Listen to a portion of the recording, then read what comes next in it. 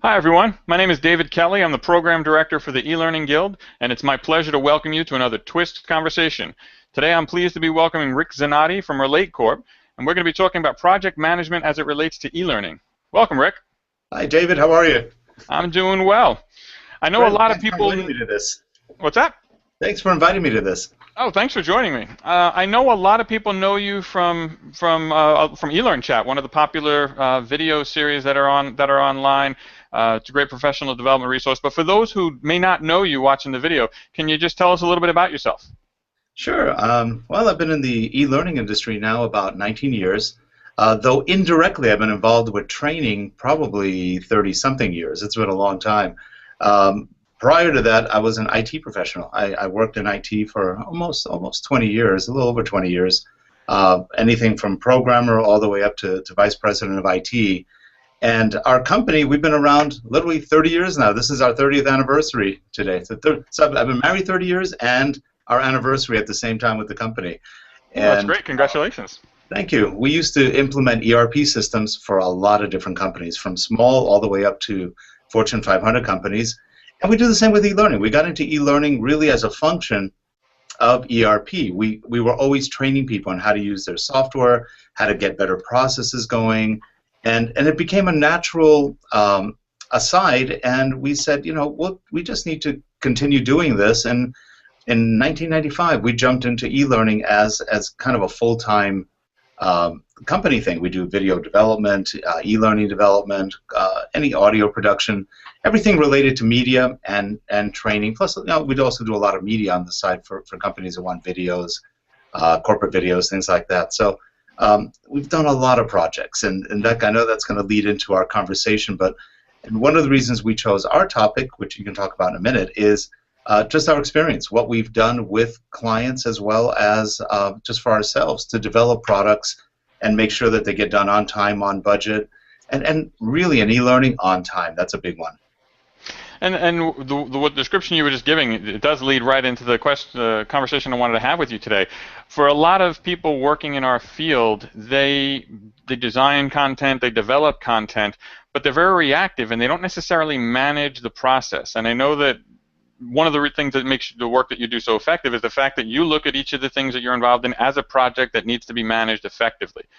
And a lot of people don't incorporate project management practices into their e-learning. Can you tell me a little bit about why you feel project management is so important when it comes to e-learning development? There's a lot of components in e-learning. People see a finished piece and they go, oh, that looked easy. That's easy. That wasn't hard to do.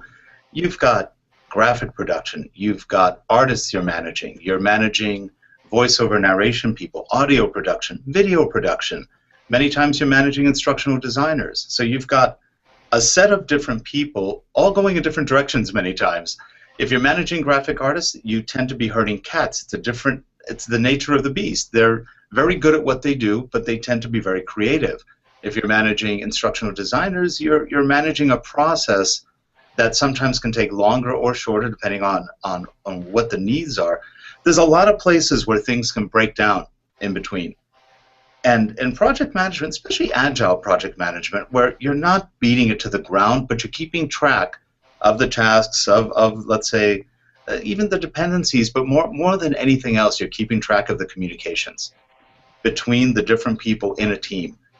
E-learning development, even if you're a one-person team, you still have to deal with all of those different little factors.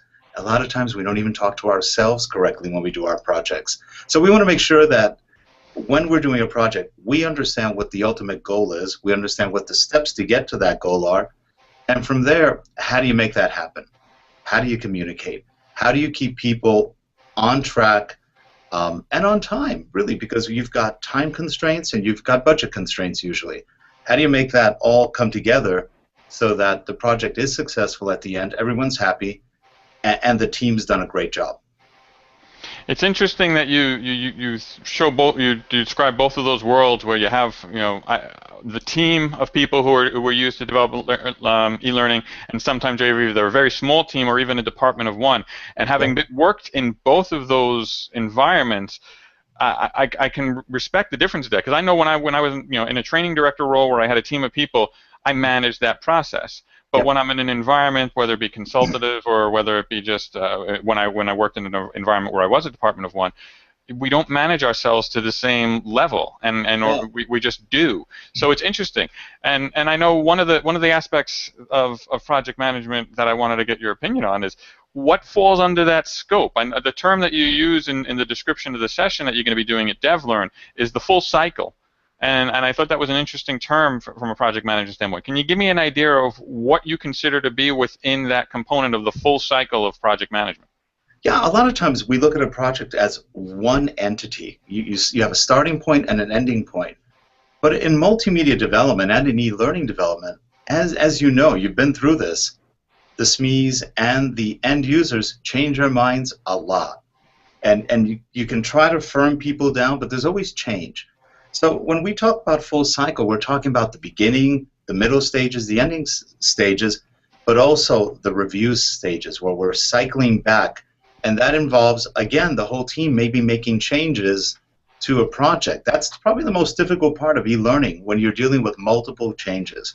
How to get all those changes organized, and really organization, communication, again, both play a large part of it.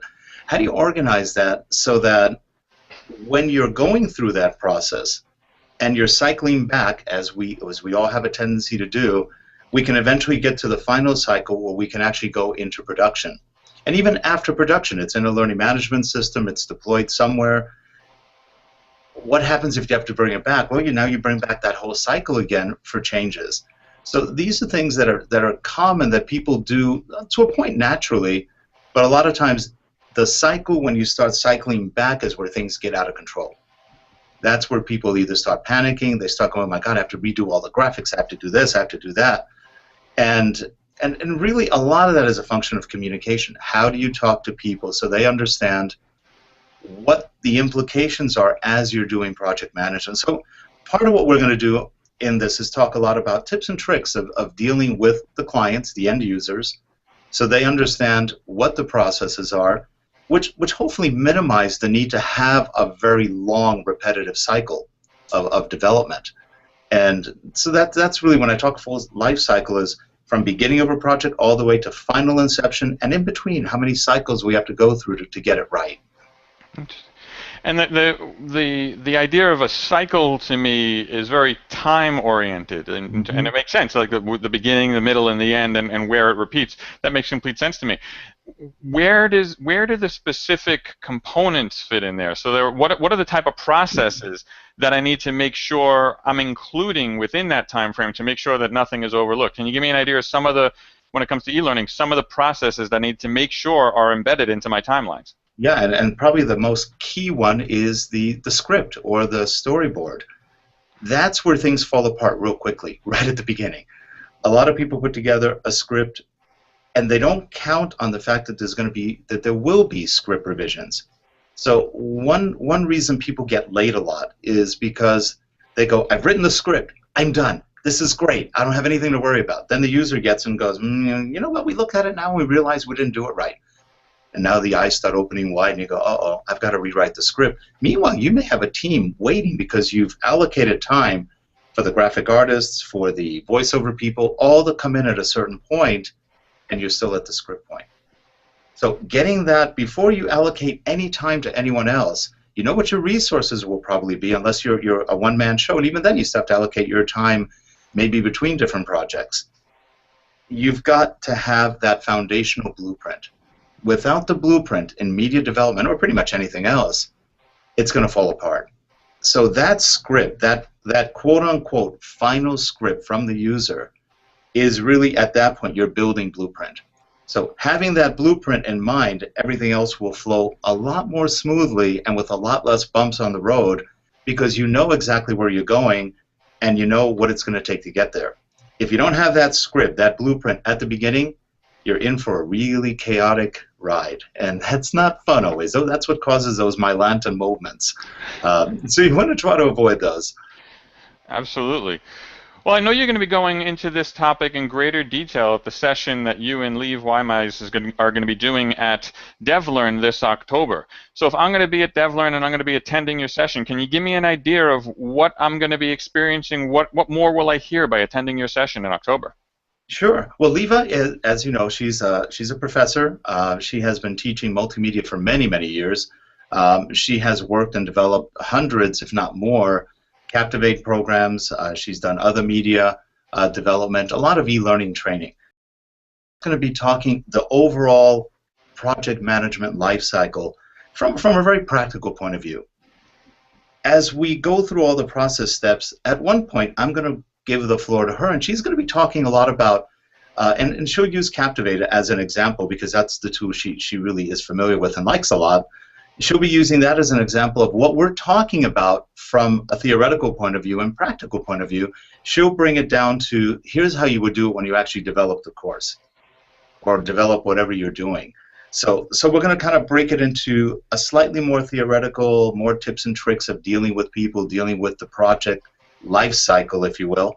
And then she'll get into the more practical approaches of how do you deal with the media when it comes to you? How do you deal with graphics, with audio, with video? How do you bring that all together into a final product? Excellent. Well, it sounds like it's going to be something very tangible that people can take away tips and tricks that they can apply in their own work, which is always the most meaningful type of session for people. Yeah, and it'll probably be fun too. So we'll have a lot of fun with people. We get very interactive on stuff like that. When I've given talks before, I don't like to just hear myself talk. It gets boring after a while. I've heard myself way too many times. So we get very interactive to get people's experiences because that's how people learn. The more they share their experiences and we can apply it to what we're talking about, it makes more sense to them. And a lot of times people have good questions. They'll come up with, well, what if I have this kind of user or that kind of user? And we can get into some of the workaround ways, how you deal with difficult users, how you deal with difficult project situations. And so we'll tie that all together, but we'll have fun while we do it. Excellent. Well, if you want to learn more about the session that Rick and Leva are going to be doing at DevLearn or at any of these sessions that are going to be going on at DevLearn this October, visit our website, devlearn14.com. The DevLearn Conference and Expo is taking place October 29th through 31st at the Bellagio Hotel in Las Vegas.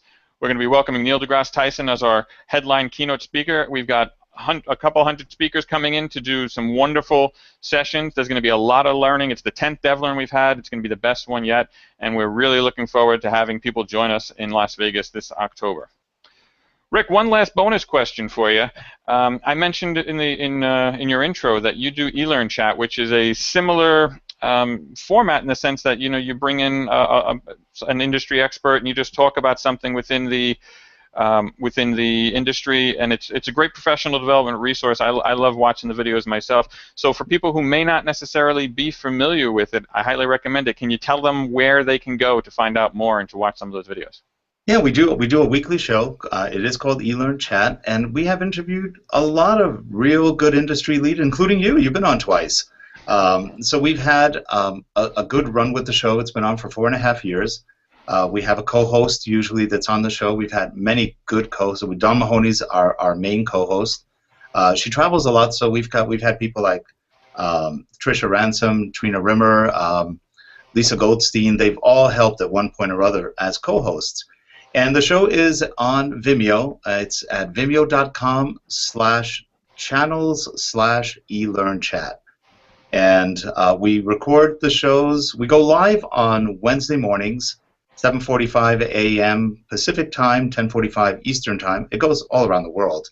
And then we have the show posted on Vimeo afterwards. So it's on Ustream during the live recordings. And you can see the live recordings too. They're fun because we have a pre-show sometimes. Well, we usually have a pre-show, and then we have a post-show where there's even additional content, all sorts of stuff is said in the pre and post shows. And then we have the official show where we do the final recording. And it's fun. We have anywhere from 1,500 to about 10,000 viewers on a weekly basis, so it's a lot of fun. And it's really great content for people who are in our industry. So if you like the type of format that we do with Twist Conversations, where it's just an informal conversation that you can learn from, you're going to like eLearn Chat as well. So definitely check it out. Yeah, thanks. Rick, I want to thank you so much for joining me for the chat today. Thank you. And I want to thank you. See you at DevLearn. Absolutely. We'll hopefully see you also at DevLearn this October, or maybe next time online during a Twist Conversation. Thanks very much, everybody. We'll talk to you soon.